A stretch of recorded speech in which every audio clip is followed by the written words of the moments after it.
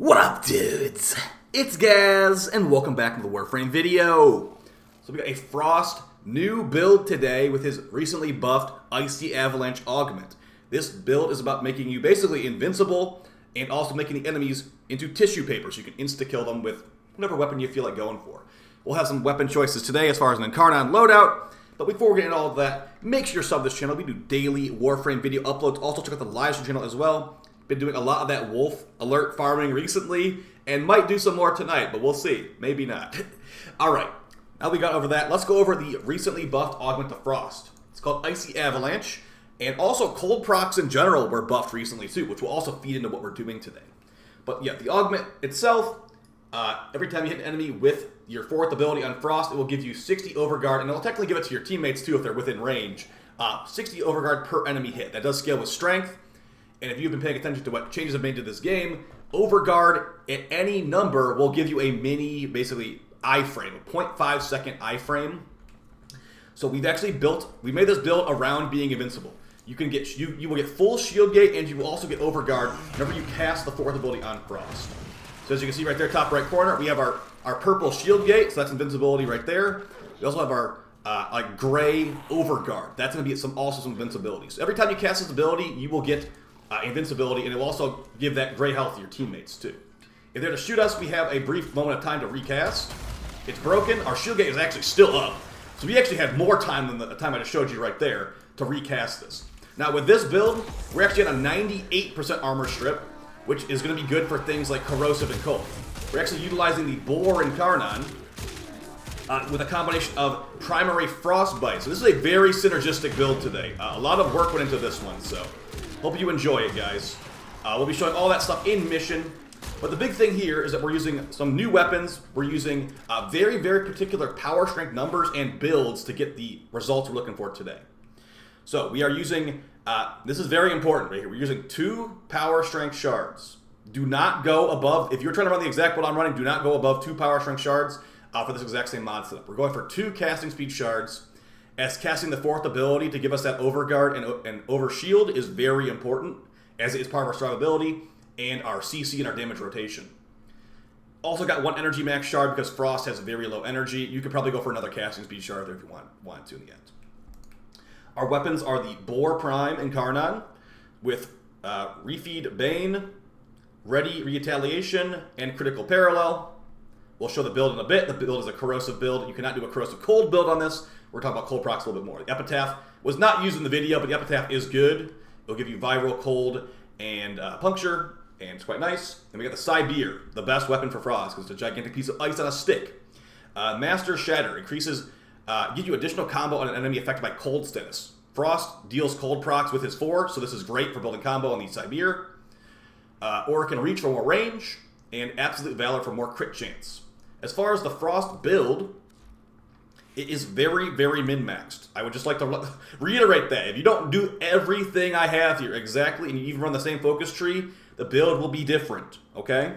So I'm going to go over every mod here and explain why they're on here. Okay, so first off, the recently buffed augment, Icy Avalanche.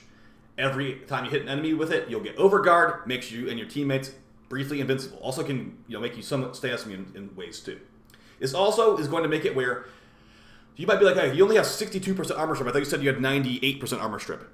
We did. See, if you take off this overextended mod right here, it's 60% less strength, 98% armor strip. That means that only 2% of the enemy's armor remains. That means we can go for corrosive builds and even viral builds in this case to really, really wreck that 2% extra armor. And corrosive has a good multiplier against enemies that still have some armor, even though they only have 2% left.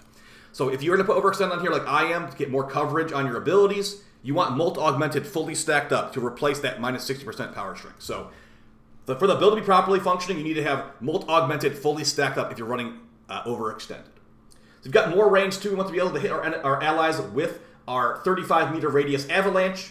We want to be able to get a good viral AoE on Nourish. And it's mainly just to get more coverage with Avalanche, to be honest. You got Prime Flow, because Frost has a terrible energy pool. Prime Continuity to make abilities last longer. Remember that Frost's 4th ability does require duration too, so be aware of that. And we've also got Biting Frost. An enemy that is frozen by Frost abilities will take increased crit damage and crit chance by 200%. So you can kind of see where we're going here. We're getting the recently buffed cold procs give you extra crit damage. This also gives you crit damage, so we're going big on the weapon damage on this build. Rolling guard, if in case somehow your overguard breaks and your shield gate breaks, and you don't have energy, you can rolling guard, hopefully get some energy back, and recast your avalanche ability. Umbral Intensify to get us to the proper power strength numbers, and Brief Respite to give us a full shield gate on the 4th ability cast. We have 131 shields with the Decaying Dragon Key. This will fully shield get us with just Brief Respite. And Prime Sure-Footed so you don't get knocked over. That's going to be the Frost build, and of course, the focus tree is not that important as long as you're not going for Zenrik or Madurai. You just don't want to have more power strength than this. You could go for Vazirant, Unairu, Naramon. You can even go for Madurai or Zenrik. Just don't buff your power strength above our threshold because then you'll be 100% armor stripping enemies, which wouldn't be the end of the world, as we still have Nourish from Grendel, giving us an energy multiplier and also extra damage. But we've actually modded our Boar Prime for corrosive damage here. And I would go Corrosive Cold, but unfortunately, there is no way to make Corrosive Cold on the Boar as it has base heat. It will become Corrosive Blast. So Corrosive Heat will work. What we're doing here is that we have, well, basically, we got Primary Frostbite. His name is Frost. This mod was basically made for him, this Arcane. On Cold status effect, increased crit damage and multi-shot stacks up to 40 times. You have to hit probably about 40 enemies, I'd say, with this ability, or rather with Frost's ability to get this to stay stacked up. But remember, it does not require any kills. So we'll show some gameplay a little bit here. You just run around and cast Frost's 4th ability and have this always stacked up. It's quite nice on Frost specifically. But besides that, the rest of the build, it's the Boar Incarnon with a corrosive build.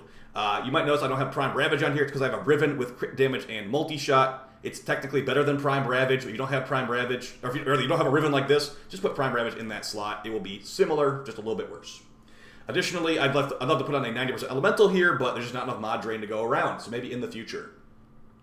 As far as other builds too, like the reason we're going Corrosive here is because we have Nourish on Frost. We can go for, it will end up being Corrosive, Viral, and Heat. Very good for debuffing enemies, very just strong in general, and we'll always have our buffs up. We don't require headshots or anything to get these buffs.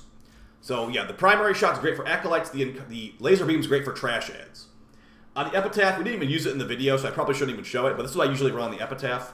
And I was actually considering running Secondary Shiver since it's Frost. Enemies take more damage when they have cold procs on, only for the pistol itself. Frost's 4th ability drops about 4 cold procs on them at a time, so that's really not as much as like an actual fully stacked up Cascadia Flare or Merciless. But still, I believe the math application of Secondary Shiver is different, so I might have to test it out some more in the future. But for right now, I'm not using Secondary Shiver on Frost. I'm just going to keep Secondary Encumber or maybe Cascadia Flare on my Atomos. And for the Sibir, it's basically just go full. We've gone Corrosive on this too, but the Viral build is totally fine. Like, this is the build I usually use on the Sibir, but I've gone with this one in this video. For Corrosive, it has Cold base built in, so Corrosive Cold, you'll be getting tons of combo hits, you'll be getting tons of crit chance, and you'll be getting lots and lots of red crits too. Now, if you don't have an attack speed Riven, throw an attack speed mod on here. You definitely want 2 sources of attack speed on the Sibir as it's really slow. And that is basically it for all the weapons and builds. Let's get into that gameplay. We can talk about how good this build is, because it is really good. So yeah, as far as this, you can use a lot of different weapons on Frost, but the big thing, the focus of this build setup is that we're doing a 98% armor strip. And then everything else is just being based around Corrosive, and we have Nourish from Grendel, so we're throwing on Viral too. So we are like pretty much tackling the enemies from almost every angle of attack. They've got Heat procs or damage over time. They've got Corrosive procs and Frost 4th ability for, like, it's going to end up being like 99.9% armor strip basically, because Corrosive procs will remove 80% of the remaining armor from an enemy that's affected by Frost 4. So take away 98 and then take away 80% of that as well. So they're going to have pretty much 0 armor, but we'll still get the Corrosive multiplier on them.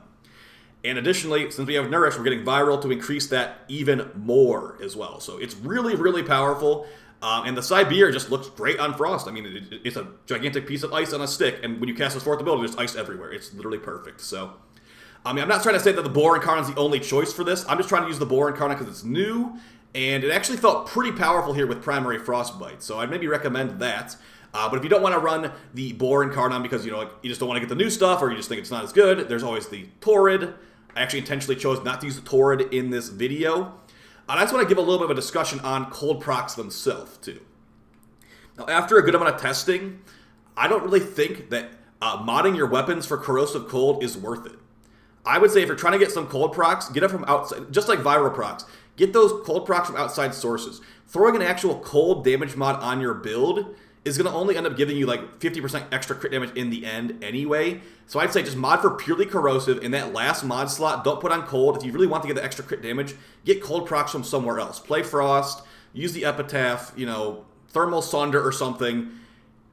Using a mod slot on cold does not feel worth it to me. I've tried a corrosive cold torrid build, and I'm like, why am I just running corrosive purely and then having like some other extra mod? Why not even corrosive heat, right? Corrosive heat is probably gonna be better too, because cold still has no damage over time tied to it. It just, you know, it's gonna slow the enemies down and give you some more crit damage. So overall, fun build, really powerful and strong build too. Like, I don't think I died once this entire mission, and I'm surrounded by steel path enemies constantly. So the big thing here is make sure you get energized too. You want to make sure you always have energy. With that nourish too, you'll have a full energy bar almost all the time. You're going to be constantly casting that, constantly shield getting, constantly overguard. And remember, like I said earlier in the video, this overguard does also apply to your teammates, so that's quite nice too. So definitely go out and get frost. You don't have them already. The video I made about 7 months ago on a nourish frost video is still relevant. That build was meant around full armor strip. This one's meant around 98% armor strip. So they are different enough. And also, nourish is not the only helmet for frost at all. There's you know, Eclipse, Ensnare, Dispensary, the list goes on. It's just, I'm using Nourish in here because it was actually letting me not have any energy issues, and it will also let me debuff the enemies in extra ways besides just corrosive and armor strips. So, I'll see you guys in the next video, maybe on stream tonight, weekly reset tomorrow. Appreciate all the support, guys. Go have fun with Frost. Alright, take it easy. Peace!